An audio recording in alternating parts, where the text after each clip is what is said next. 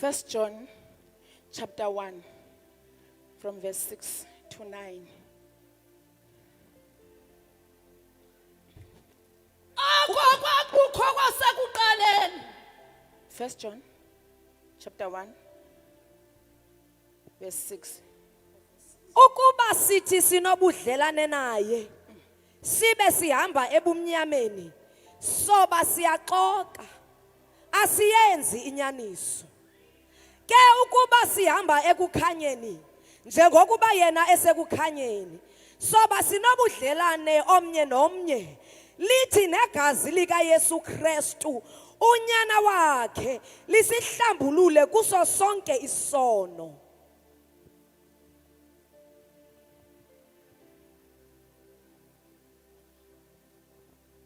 Bantu abatsha baseBorder region,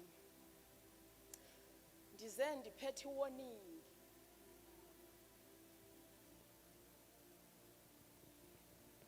Botata bam be-RCC kamnandi ke akho nto ningayaziyo, ndize ndiphethe warning. Andisimiselanga ku-ofenda mntu, kodwa ndicela nindivumele ndithethe le nto, ndihlale phantsi. Ngoba umoya oyingcwele ubhizi ngabendlu, kuqalwa ngabendlu.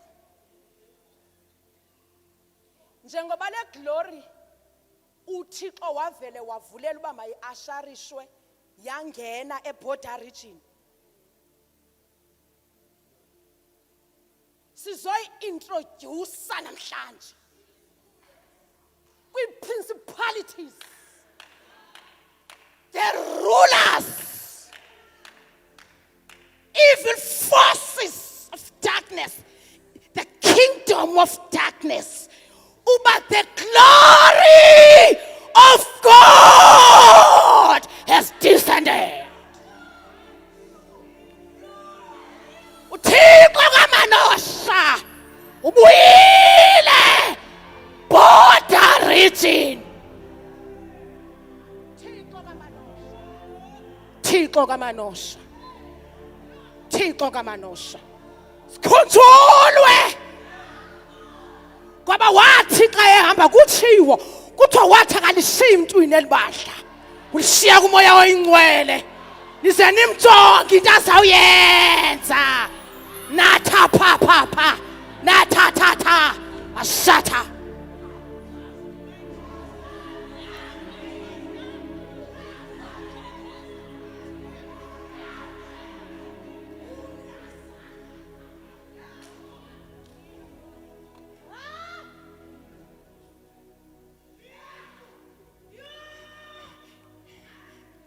Ndiyamthanda utata, ndiyamthanda xa esithi xa izulu like ladlala niyakwazi ukuphinda uyohlala kuloo ndawo. Sasizibonile ke thina ke, zikhona izinto sesizibonile. In fact, RCC wambo tata bam, nina le mthandazo beniyenza xa uqala unyaka, nivula iphotha, ikhiphothale nenayivula yokuza kwale glory. Kukho prayers besenza xa uqala unyaka. Ndingomnye wabantu uThixo ye wabahlangula kula prayer last year.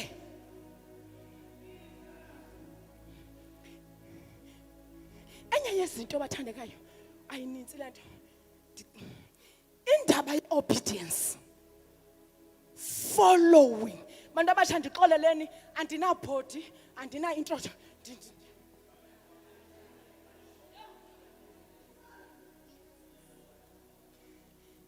Indaba ye-obedience, ngoba ibandla, the body of Christ, lifikelele Jericho.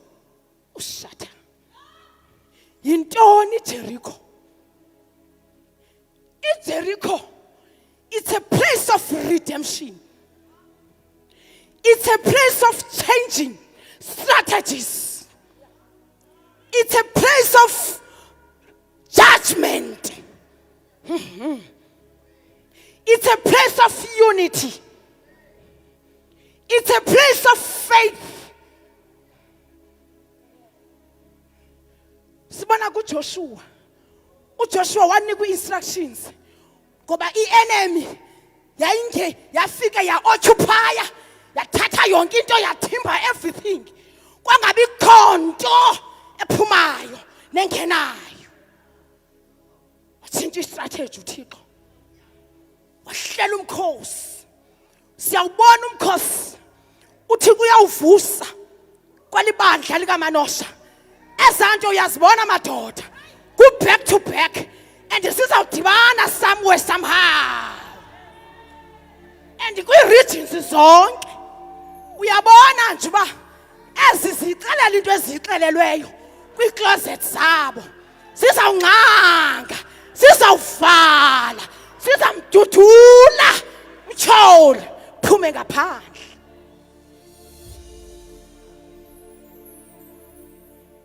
Pha ku-Revelation ndithe abantu abasha ndixoleleni anabhodi anantontoni. Pha ku-Revelation uthi Moya Ngcwele uthi kum, there are 4 groups ezipha. Igroup yokuqala kuthethwa ngabendlu. Yile group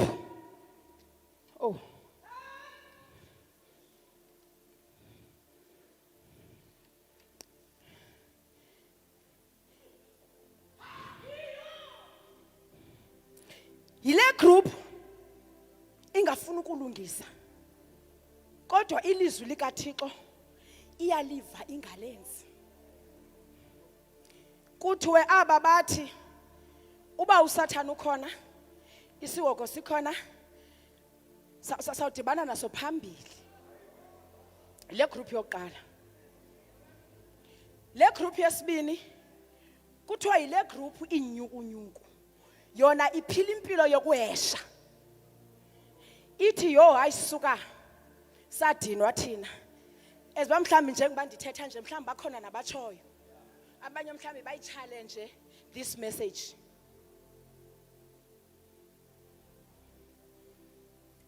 Bathi le group abanye kwakule group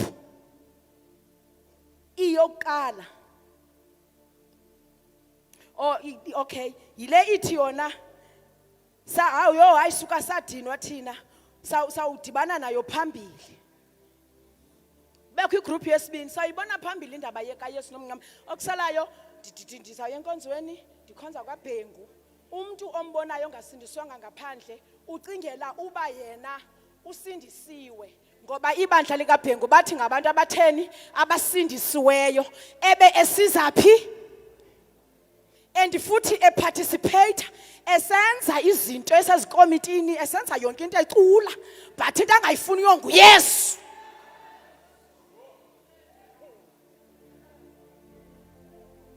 Igroup yesibini yigroup enkosi tata utata into zonke.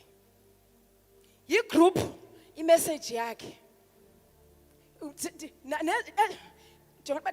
umuntu obengekho ndizocela tana aqale ngoLwesihlanu ngoba ngoku kwezi zinto ndizothetha ngazo utata umfundisi uapostle uyihlahlale kahle ngoLwesihlanu ngoba bendixaka uba ndizoyibamba phi lento ngoba isensitive.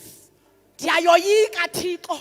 uThixo wandiphathela umaya khoshana labakho sakhathali maha. Mna ngondingena phansi kwe-anointing katata uNdlovu. Kweza ngoba bendingakwazi ngoba ndithi Thixo kaloku kuzawuthiwa zintoni ezina bavelaphi ngoba umuntu bonke abantu badalwe nguThixo. Yintoni uyithethayo mama uNkonzo? And ke ngoku andikwazi noyi-explaina ngoba ixesha likho lincinci. Ndicela siphinde ongakhange abekho aphinda yothi review ezanantika zaphayana. Yigroup yesibini yile group inyukunyuku. Yona iphila impilo yokuhesha. Yo ayisuka sadinwa thina. kule group zintsaba zomnqamlezo, bacutha amandla omnqamlezo, basengela phansi uYesu. Kwathiwa ezi groups zombini zafelwa zizazela zabo, zatshiswa ngentsimbi. Abaliphulaphuli ilizwi likaThixo, yona ilindelwe kukuphoswa ebumnyameni apho kukho ukulila nokutshixisa kwamazinyo. Matthew 22 verse 13 to 14. 1 John chapter 1 sesiyifundile. La ndawo ithi ukuba sithi sinobudlelwane naye sibe sihamba ebumnyameni sobe siyaxoka, asiyenzi inyaniso. Ke ukuba sihamba ekukhanyeni njengokuba yena esekukhanyeni, soba asinobudlelwane. Khawufunde lo verse 7. Ngicela ukukhalezisa. Ke ukuba sihamba ekukhanyeni njengokuba yena esekukhanyeni, soba sinobudlelane omnye nomnye. Lithi negazi lika Yesu Kristu unyana wakhe lisihlambulule kuso sonke isono. Le igroup igazi lika Yesu libaqham ngoba abangenanga ngesango. Ndimi isango. Xa uvulela uYesu, uvume ngomlomo umamkele, automatically igazi lika Yesu liyakuthini? Zono zakho siqolelwe. Le group zombini kuthiwa zona zilindelwe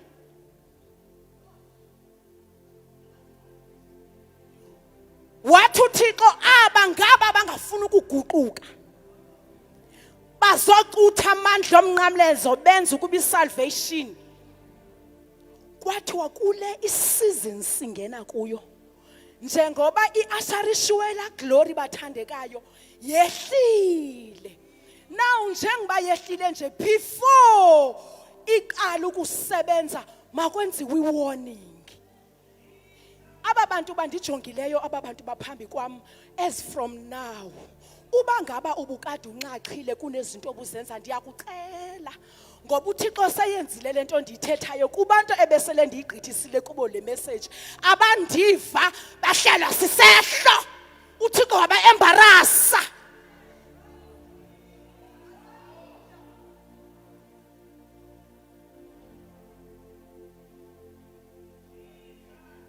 Njengoba uThixo adeliverisha le message kule weekend, le weekend uThixo ufuna ukogquma ihlazo lethu.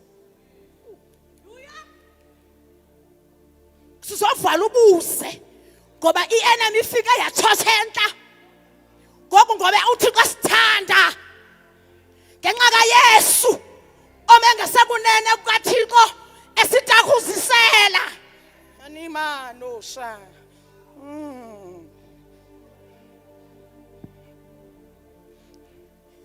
Hoshana mama, hallelujah.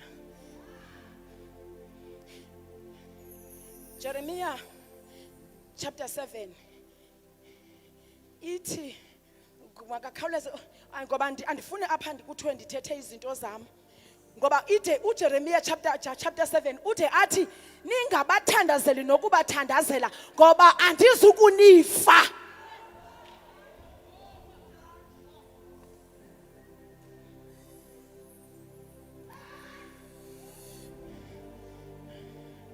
Manayo nanashanaku makataya.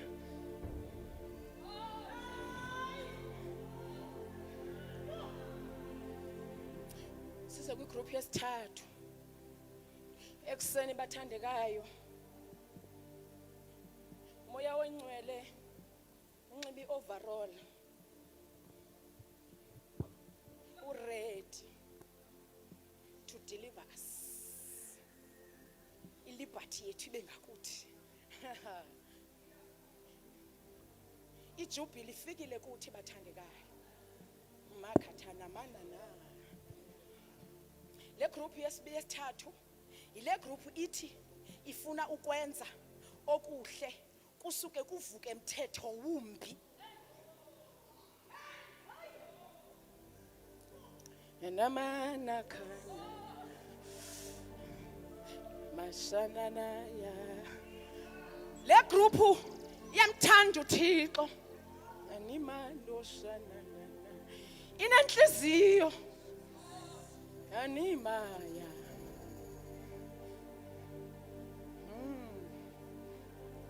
ile kuthiwa ngamalungisa. Wayibizwa ngoba ngamalungisa. Oh madoda. Oh basibona sebephethe. Kukho umthetho olawulayo kubo.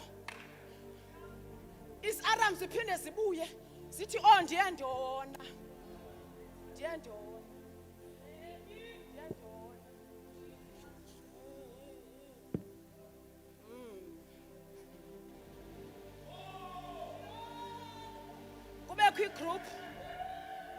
Kubekho igroup yesine. Yile kuthiwa nongcwele makasehlala ezingcwalisa. Oh bathandekayo. Ngaba babamba ipillars. Bathi Thixo sisuki. Kumnyama kubomvu. Kumhlophe. Silindele isizukulwana zawuza naso. Basifike apha kule ndawo sikuyo. Mama thatha pha. Sigcinile ifa lesizwe shata pha. Sigcinile ifa likaNkulunkulu anana. Sigcinile ifa. Yoho. No toto ya namakhosana. He.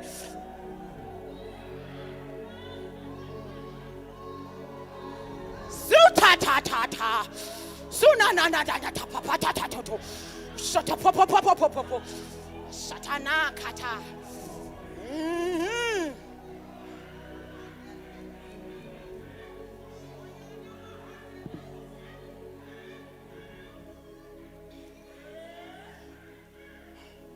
Kuthiwa uYesu engabuyi nje. Ulinde le group yesithathu ingamalungisa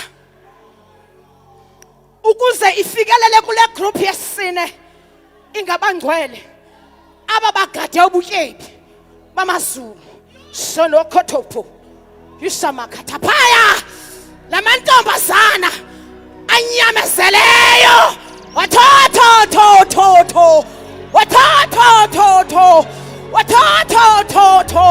yisatha papa sentente usatha ngoba ufuna ukuyibona iholiness ibona amantombazaneni isihlobo sami asana yathephe yase ubufuna ukuyijonga ngami uyijongisisise khangela amantombazana asana pha ujonga abafana bangatshatanga namangathapha osatha Yes,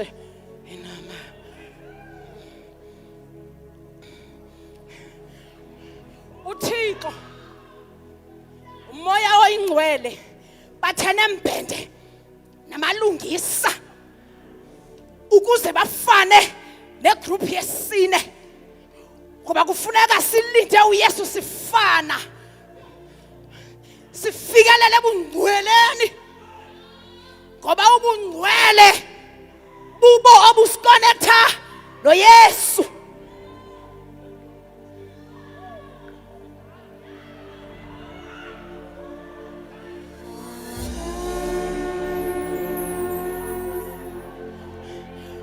Bubo obusikonecta noYesu.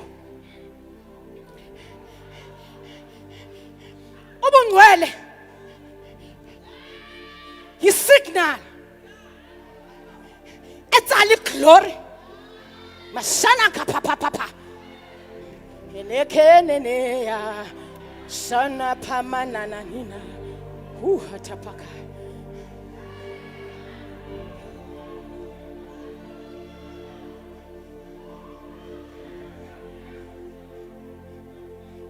usatha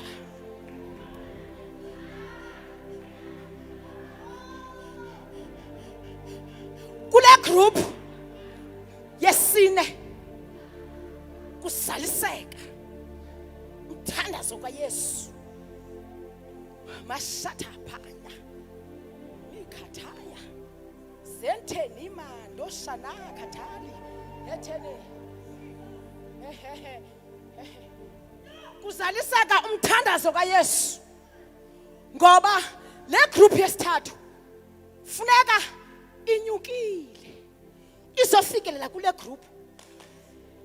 In fact kayifika ingathi izofika sayisithi ithi qathatha sesikhona nathi sinijoyinile sesilapha osama matha ushakata ushapakata ushapakata ushapatakaka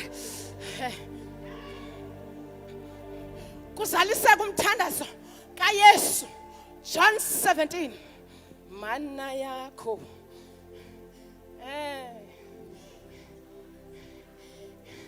this glory ize kusingcwalisa izofulfilla uRevelations 27 uyakuyayilusa ngentonga njengokuba izityo zomdongwe zityunyuswa. Mamelani le glory ayizukwazi usebenza ngoba ize nezinto ezininzi ezinye zazo ndingangazibali kodwa endinozibala. 1 ize ne-divine provision. 2 le glory izongcwalisa igroup yesine. Ingxaki ngenxa yamandla omnqamlezo ngoba ayoba yi-waste uba le group yesine yesithathu ingamalungisa ingakhange ifike apha kule group. Lapha once khalesa sisimaphayela linkili ixesha lisangapha sisi ndithi le group ngamalungisa ngapha ngabangcwele ngaba bazama ukuyiphila impilo engcwele zikhona nazo eziverses makhaya le group iyatatalaza kukho le glory ngoba uYesu xa ethandaza pha kuJohn 17 athi inkosi bangcwalise ngayo inyaniso. Kukho inyaniso mamathaka efuna kaziqwa efuna kazitshiliwe ezinye besicinga ba yindlela ekwenziwa ngayo kanti hayi ayiyo manaka. Iproblem ilapha nguThixo nguYesu ngumoya oyingcwele. Umoya oyingcwele unezinto ezixelelweyo ngoku umoya oyingcwele akafuni uba this glory ireleaswe. No, not to release ngoba sayiphumile. Mayisebenze imanifeste kufuneka ivessels zoba zi-carriers zayo intoni ngoba imistake bathandekayo enzekileyo abantu baye bacingela xa uThixo banika izinto uba akunike isipho sehealing akunika basibone bebakhulu usuku lukaThixo luhle kwenzeke lonto abantu bahamba besenzela amagama ngezipho eziku-efficiency. Iglory kaThixo iwe uvela umuntu ngoku uzothatha ama-athalala into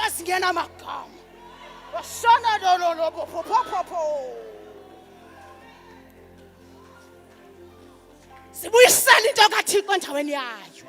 Mashana kapha.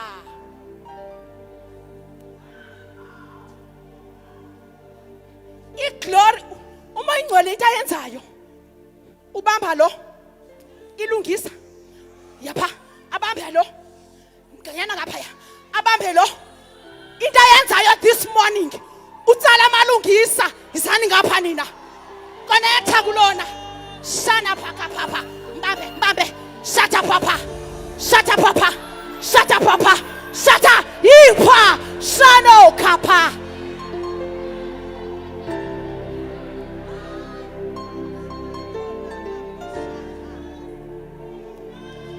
This morning. Indizulu elizayenza this morning. In fact, liyayenza as we speak. Ibenza nasesitulweni. Isibambela bayo. Shaphakatha nimakho. Shata papa. Ipapa. Ineke.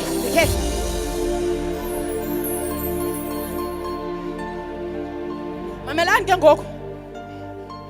Ndicela si respond bathandekayo. Kulento uThixo afuna uyenza this morning eBorder region. Inhliziyo kaMfundisi uBhengu ukuthi uyilapha. Manaya.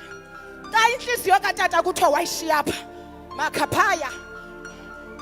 uThixo kufuneka kuqale kuvuka iBorder region kuqala. Before kuvuka ezinye iprovinces. Kahle once iBorder region ivuke, Eastern Cape yabu amalahle emvuselelo. The chocolates of revival. Apata. Ishamando. Izandla seke. Sondela ngapha. Le glory into ayenzayo ngoku. Kudikaniswa babantu. Inye into ayenzekayo ngoku. Kumthandaza kwaYesu cha osebenzayo. John 17 shut up papa. Bangwalise ngayinyaniso. Bayangwaliswa.